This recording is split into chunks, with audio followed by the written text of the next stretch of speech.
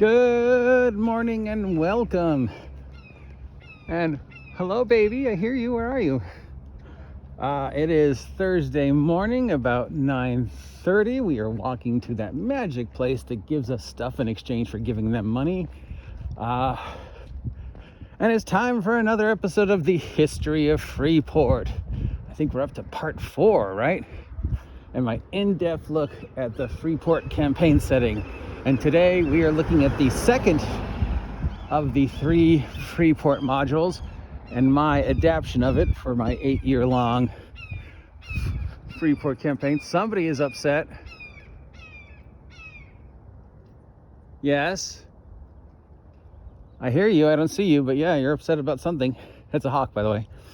Okay, so if you remember, we left off.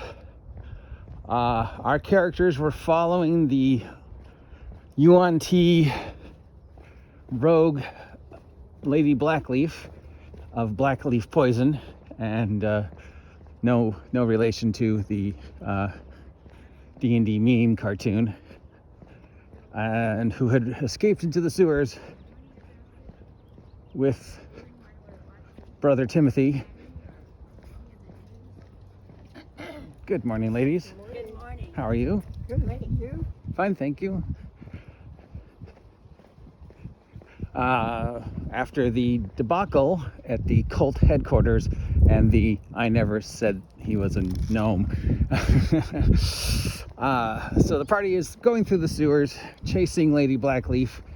Meanwhile, events are happening in Freeport for the upcoming United Nations that is being held at the Freeport Opera House, because the Freeport has an opera house for reasons that never made sense, but it does. Representatives from all the various political powers and islands and countries are all meeting at Freeport for a peace summit, a United Nations. And of course, this is a perfect time for Milton Drack and his serpent folk cult of the yellow sign to do some dastardly deeds. So as this is being prepared for, the party is running through the sewers. And in the sewers, they discover a couple things.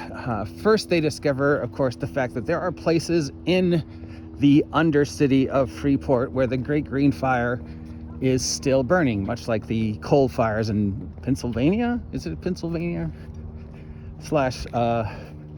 Silent Hill, the mining towns which still have coal fires burning in the cave. So there are still parts where this strange Eldritch green fire of chaotic, ancient, primordial, Lovecraftian horror is burning. And the cult has found these spots, and they've basically coerced some goblins into mining the chaotic energy out of these spouts of Great Green Fire to further their nefarious plots. Similar to how you would, mine geothermal energy to power things in the real world, they have gotten the goblins because of their A, willingness to do any job that nobody else wants to do, like working in the sewers, and B, because of their innate understanding of technology, even if, doesn't always end up the way you would want it to. But yeah, so we've got kobolds and goblins who are working with these guys. The kobolds willingly because of their connection to serpent folk, and these are the kobolds who, believe they are descended from dragons / snake people / serpent folk. And the goblins who are just doing it because A, it's the job, and B, they're sort of good at it, and only like once a day does something go horribly wrong. So the party discovers this, and the party convinces the goblins to rebel against the slave lords. Oh, I can't say slave, can I? The cultists who have been using them to mine this geothermal energy. So they save them from their kobold cultist taskmasters. In return, the goblins promise that they will build something for the player characters in as a reward for freeing them and making them see the error of their ways. And one of the player characters is named Alan. So he says, build me an Allen wrench. Because, you know, there's an Allen wrench. And the goblins go, we don't have any idea what that is, but we're going to build it for you. This is important. So meanwhile, in addition to the party being prepared for the United Nations, that one ghoul that had escaped has started to infect, Walking Dead style, people in the town of Freeport. So where there was one, now there's two, and then where there's two, there's four. When there's four, there's eight. Where there's eight, there's 16, and so on and so on. So a section of the Freeport is slowly being infested with ghouls. And there just happens to be this party that's about to happen. And the ghouls, you know, being attracted to noise and yes, there's a crow also. There's a lot of birds out today complaining. So the ghouls are attracted to the noise and the warmth and all this group of people. The party of heroes following the dungeon in the sewers, track down the cultists, rescue Father Timothy, fight a Lady Blackleaf before she I think she killed one of them. She did like a 42-point backstab plus poison on one of them, and then of course she gets away. The party runs to the surface to get the dead or near dead character Tenwith, return Father Timothy to Father Ingle and the safety of the Temple of Knowledge, and consult Kasuth, the good aligned serpent folk, about Lady Blackleaf, the evil aligned serpent folk, and what the cultists might be doing because of Kasuth's familiarity with the fall of the serpent people and the Cthulhu stuff. So that leads us all to the party. The big, the heroes have to infiltrate this big, this big political meeting. And of course that means they can't have any of their weapons or their armor because it's a neutral ground. It's, stuff. So they're figuring out various ways to get party clothes and look important, and they've got this paladin with them named Jack Marshall who's got this talking sword that may or may not be the actual character, and Jack Marshall is just the drone carrying the sword.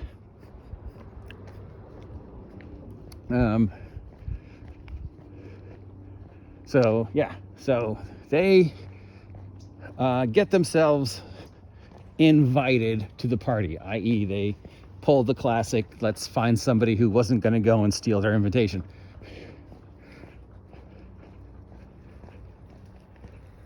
So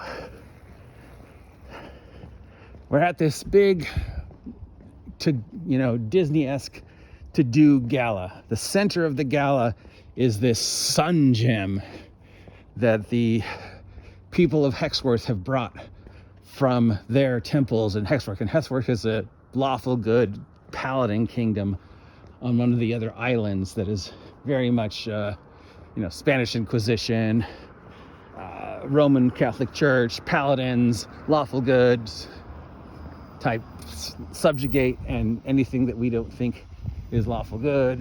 They're supposed to be the good guys, but they do some questionable things. They've brought this sun gem, and it's at the center of the party, and it is providing the light for the party and reflecting through all these crystals and providing disco lights. And of course we know that the cult is planning to do something at the party. What we don't know is that the ghouls are also going to be attacking the party because they never stopped that one ghoul. So we have a three-way battle that erupts between the player characters, the cultists who are using these contraptions that they have built by harnessing the chaos energy from the Great Green Fire in the sewers, thanks to the goblins before the goblins turned against them, to infect the partygoers and spread the yellow plague and get more worshippers for the Lovecraftian horror bad guy who we've decided is Jubilex. I mean, we didn't want to really use Cthulhu / generic Lovecraftian bad guy, but Jubilex, is Jubilex. Jubilex is awesome. So, plus Jubilex being, the god of madness and chaos, amongst other things, kind of sort of explains why all the cult's plans sort of fail, because it should be implied that if you're following the plans of a god of madness, your plans might not be so well thought out. So yeah, this is another, just the cultists being almost chaotic stupid, where they like catapult in and they like G.I. Joe down from the ceiling, and they're trying to steal the sun gem as a new power source for their inevitable final encounter, which is of course the lighthouse and whatever they're building at the lighthouse. So we have a big fight that lasts like 2 games. On the other side, we also have the fact that the ghouls have now drawn to the noise, are starting to attack in the party.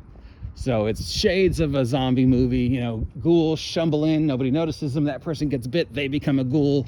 So now we've got cultists fighting the player characters who have very little stuff because they're dressed for a party, fighting ghouls who are attacking just everybody, both cultists and player characters.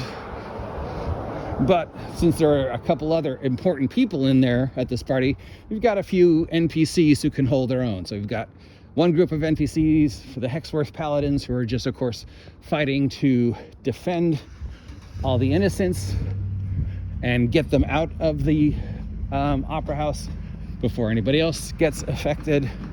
We've got the representatives of the elves there who are helping out in the fight. We've got the representative of the orcs there who are, you know, sort of helping out in the fight, but they've got their own little thing, and they use this as an opportunity to implement their plans, which comes up later in Black Slails over Freeport. But they introduce a seed for a future plot by smuggling, while they're fighting, they smuggle in a half-orc to take the place of a member of the Freeport nobility, quote-unquote nobility. So, but that's a story for another time. Obviously, with all this help, the players win. But not before the sword, Jack Marshall gets killed, but the sword finds a new Jack Marshall, thus proving that the sword is Jack Marshall, and anybody wielding the sword is just a drone, but the player who came up with the character is fine with that. The Sun Gem, of course, gets killed, which brings the ending of part 2 with the question, why does the cultist need the Sun Gem other than the fact that the party destroyed their previous source of energy? At this point, as the things are about to end, the goblins show up with the quote-unquote Allen wrench, which in goblin technology and thinking about, they didn't know what an Allen wrench was, so they just sort of built something in honor of Allen.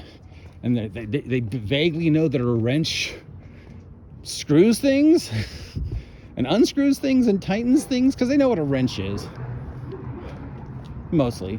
So they present Alan and the companions with this strange little thing on wheels that is the Allen wrench. They don't tell him how it works, and then they leave, having fulfilled what they feel is their obligation to Alan and the party for convincing him to make them realize that working for the cult was probably a bad idea, even on goblin terms. So they now have this Deus Ex Machina MacGuffin that they don't know how to work, and we open the door for the third and final part of the module series, Death in Freeport. Now this is already going into almost a year of just telling these stories and interacting with the city and stuff like that. And a lot of it took longer than it was because a huge chunk of almost every evening was, where is Aaron's character? Because since Aaron was working at Seth's, he couldn't start playing till he was off the clock. But we would start while he was still on the clock. So it was a running gag that his character wandered off, and the first 20 minutes to an hour of the party, of the game, once Aaron sat down, was, you know, where's his character been? What has his character been up to? And how can we get him back with the group? So that extended the time from what should have been, you know, a couple weeks for a 22 to 32 page module to almost a year. But as the first year of the 8-year campaign comes to an end, we're getting towards the holidays. Halloween, I'm about to run the Halloween adventure.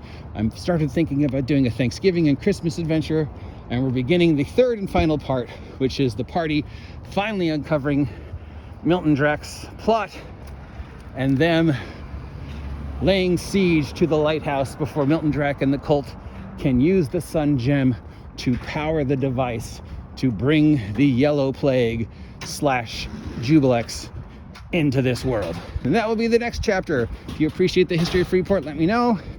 If you have any ideas, let me know. If you were within the sound of my voice and were part of the Freeport campaign and have any of the pictures or any memories you want to share, please let me know. Till next time, see ya.